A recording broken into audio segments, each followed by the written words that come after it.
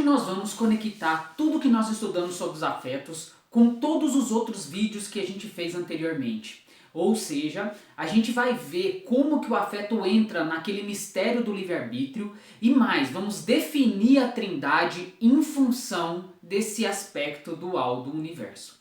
Primeiramente, perceba que todos os aspectos do universo, todos os conceitos que existem na nossa consciência, a gente já viu nos vídeos lá para trás que tudo é um contraste da realidade. Então todos os nossos conhecimentos, eles se dão em dois polos, eles se dão em contrastes da verdadeira realidade, que é o que os espiritualistas chamam de yin e yang. Então tudo vem de forma dual.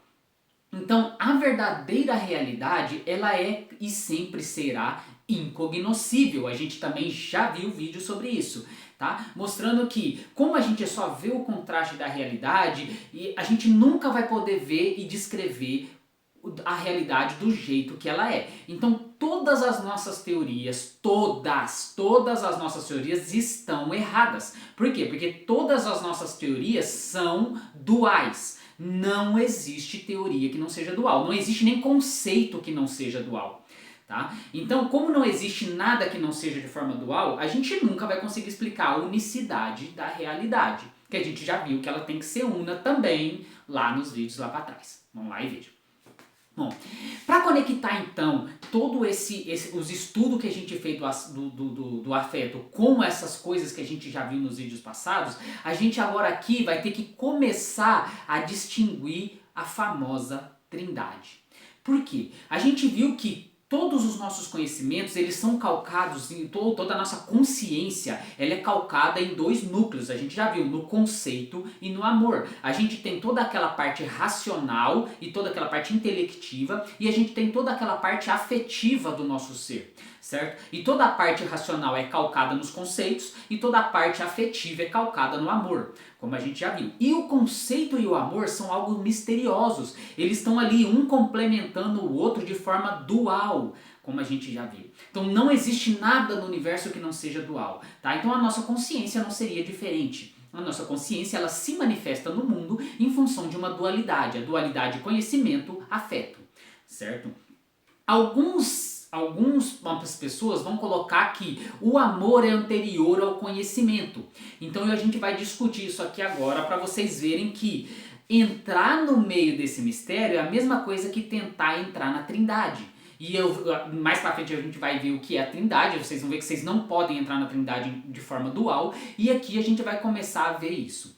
Bom, em relação ao aspecto do afeto e do conhecimento, a gente então tem que alguns pensadores vão falar que o amor, ele é anterior do que o conhecimento. O amor é anterior, ou seja, é como se o conhecimento fosse simplesmente um produto do amor, ou seja, é como se o conhecimento fosse apenas um afeto, entendeu? Então essas pessoas, elas vão trabalhar e falar o seguinte, olha, sabe aquela coisa que em si, lá dentro de você, que te dá o conhecimento, essa coisa que está te dando conhecimento, na verdade, nada mais é que um afeto. É a mesma coisa que raiva, é a mesma coisa que inveja. Então, da mesma forma que brota inveja, brota raiva, brota amor no seu ser, vai brotar também conceitos. Percebam isso, tá? Então, por exemplo, a gente tem tantos... A linha materialista, por exemplo, a gente vai ter Antônio Damasio. Antônio Damasio era materialista, mas também ele tem os seus momentos, né, de se livrar um pouco do materialismo e não... Mas ele achava o seguinte, ele colocava todo o ser humano, por exemplo, ele vai explicar o indivíduo como uma espécie, né, de união de sensores e atuadores, né? Então você tem lá todo o seu sistema sensório-motor. Então a partir de todo o seu sistema sensório-motor, você vai criando aspectos afetivos ali inicialmente. Tá? E todo aspecto afetivo que vai criando é em função do modelamento interno que você tem do seu próprio corpo. Tá? Então todo o mundo seria uma todo o modelamento do mundo que a gente faz seria em função do modelamento do nosso próprio corpo e assim por diante. Mas eu não vou entrar nesses aspectos, esse aspecto é chamado de mente incorporada pelos filósofos aí. Bom, mas o que interessa aqui é o seguinte, o Antônio Damasio ele vai pegar isso e vai falar o seguinte, olha, então como todo modelamento que a gente tem do mundo, toda a nossa psique é em função do nosso corpo, é em função do nosso aspecto sensório e motor do nosso corpo, então quais serão as primeiras coisas psíquicas que surgem num organismo básico? Obviamente as primeiras coisas psíquicas são, por exemplo, o sentimento de toque, o sentimento de cheiro, né? Essas coisas, então essas coisas mais básicas são os afetos. Então ele vai falar que as primeiras coisas que vão surgir ali são os afetos, tá? Que seria, como a gente já descreveu, todos os afetos são em função do amor, então na verdade ele vai falando o seguinte, ó, então tudo ali é em função do amor, e os conceitos que vão surgir de ordem e hierarquia alta aqui, ele é uma complexização desses afetos. Então quando esses afetos ficam muito complexos dentro desse modelamento interno de corpo, em função do modelamento interno de corpo do próprio ser, você tem o conceito se manifestando. Então o conceito seria apenas a manifestação de um determinado afeto, seria um afeto. Tá? Então nessa linha materialista ele vai falar o seguinte, olha, os conceitos eles são subordinados aos afetos. Tá? Então ele coloca o afeto como algo primordial, então teria somente um mistério, o mistério do afeto, o mistério do amor. Tá? Então aí nessa linha de Antônio Damasio, né, que é uma linha materialista, tá? Mas enfim, é só para vocês entenderem a hierarquia das coisas. Então na hierarquia dessas coisas você vê que o fundamental ali da consciência seria o amor. Não para Damasio, porque para Damasio o fundamental seria a matéria, né? O que está formando aquilo ali, mas beleza. Mas é bom você aprender isso, por quê? Porque agora a gente vai para a área que não é materialista. Por exemplo, a área espiritualista. Nas áreas espiritualistas, muita gente, muitos gurus vão falar que o amor é anterior ao conhecimento também. E aí quando ele fala isso, ele está falando que a verdadeira existência é o amor. Ele está falando que a única coisa que existe no mundo é o amor. Tá? Lembra que a gente tudo é consciência, né? Então esses caras da área espiritualista, eles vão colocar como se tudo fosse fenomenológico, tudo é só consciência. Então se tudo é só consciência, a gente tem o conceito e tem os afetos, tem o conceito e tem o amor. Então qual dessas dois são é o pilar fundamental? Então os gurus vão falar que vão entrar em meditação e vão atingir o estado de nirvana. Tá? Nirvana, samadhi, existem vários outros nomes aí para isso, tá? Acho que vocês me entendem quando eu falo nirvana. Então quando você entra em nirvana ou entra em samadhi, eles dizem que atingem um estado de amor puro. Então a forma mais fácil deles representarem esse estado seria essa, seria que só ele é tudo, ele descreve como desfazimento do eu, então ele para de se enxergar como um indivíduo, ele começa a se enxergar como o próprio universo, e esse universo é apenas amor. Essas são as descrições do nirvana que essas pessoas fazem. Então eles vão colocar o amor como fundamental, como anterior ao conceito. Então todos esses, né? Então tanto lá você tem uma linha materialista e você tem uma linha completamente fenomenalista, as duas linhas colocando o amor anterior ao conceito, tá? Então tudo que a gente estudou do afeto seria um pilar mais baixo ainda do que o conceito. O conceito estaria embebido nesse pilar do amor. Mas a gente não vai entrar nisso. Por quê? Porque isso é querer entrar na trindade. Isso é querer entrar no aspecto uno da existência se utilizando de conceitos duais. Porque a gente já viu que tudo é dual. Todas as nossas teorias, todos os nossos conceitos é dual. Então a gente já sabe que as nossas teorias duais não podem explicar o que é o verdadeiro uno, a verdadeira existência. A gente nunca vai poder explicar a verdadeira existência. Então entrar nesse debate é ser insano. Tá bom? Entrar nesse debate é ser insano. E só pra você assim, nossa Guilherme, mas você nunca entrou no estado de nirvana pra você falar isso. Aí eu falo o seguinte, não, então vamos lá. Racionalmente a gente pode ver algumas coisas. Ó, mesmo que eu nunca tenha entrado no estado de nirvana, existe algum sentido você falar assim, ó, se você está sentindo aquela coisa, a gente já viu, se eu estou observando aquele ato, eu posso simplesmente tirar o conceito dali? Eu posso naquele momento não ter conceitos? Eu posso estar tipo assim, porque não ter conceitos é não ter observação nenhuma, não ter ideia do que está fazendo. Se você não tem ideia do que está fazendo, não tem um estado de observação mínimo, é como se você estivesse babando assim, ó. Você tá babando, o cara que entra no estado do nirvana, ele tá babando sem estar numa auto-observação profunda? Não, justamente o contrário, eles colocam isso como uma auto-observação profunda. Auto-observação significa o quê? Auto-observação significa que ele está utilizando os conceitos pelo menos para observar. E pelo menos para ter ideias de alguma, pelo menos para conseguir começar a colocar em palavras aquela coisa.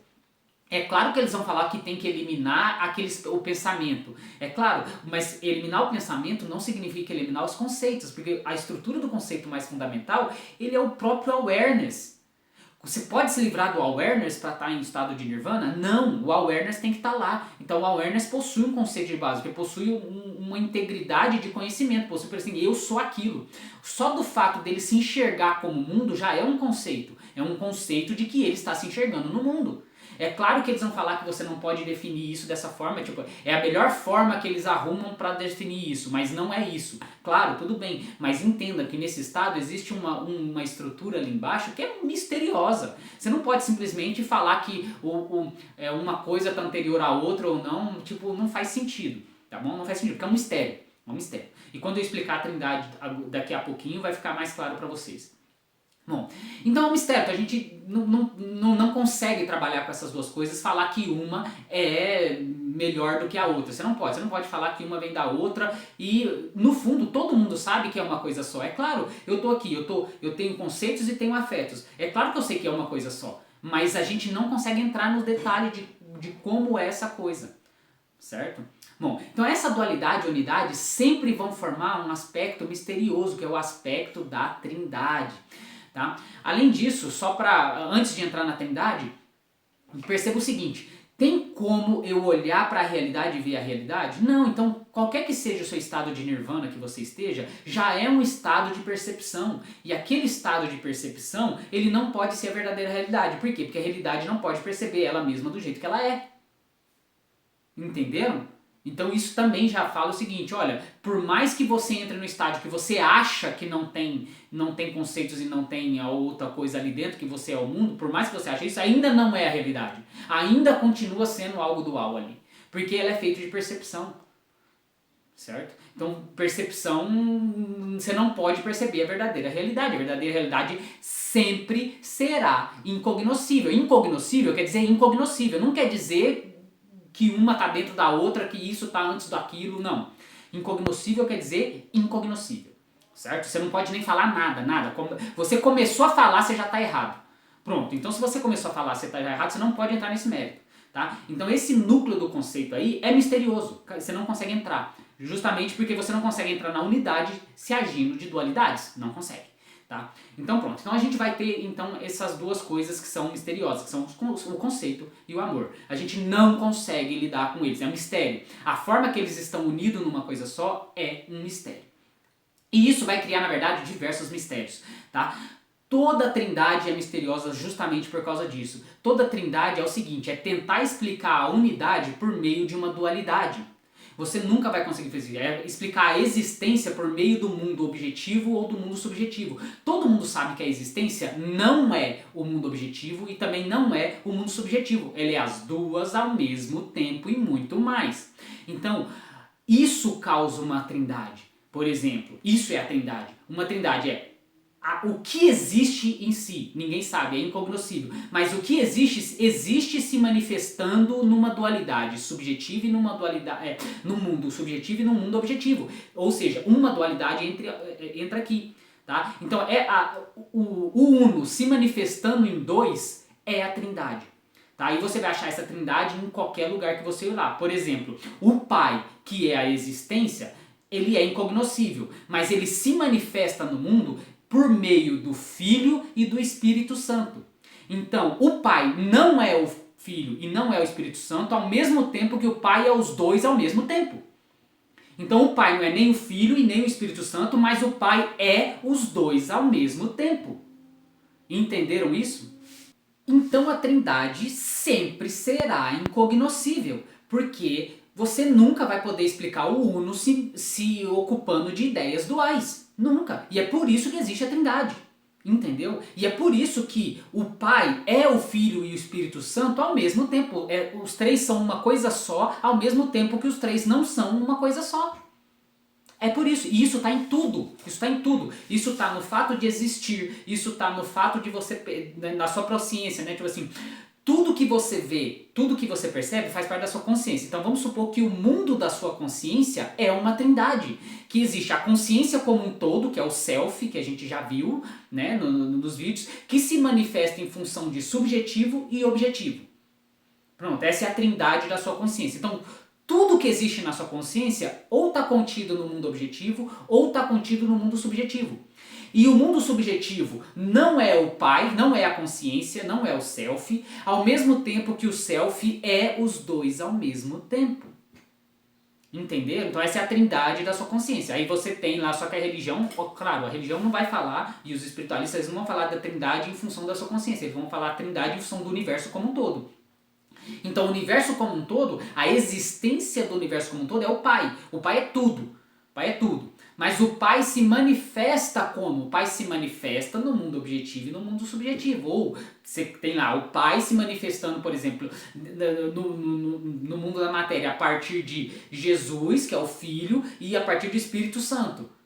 Certo? E aí você tem que... O Pai é incognoscível porque ele é o ser uno, mas a manifestação dele se dá de forma dual, se dá de forma ao Filho e ao Espírito Santo.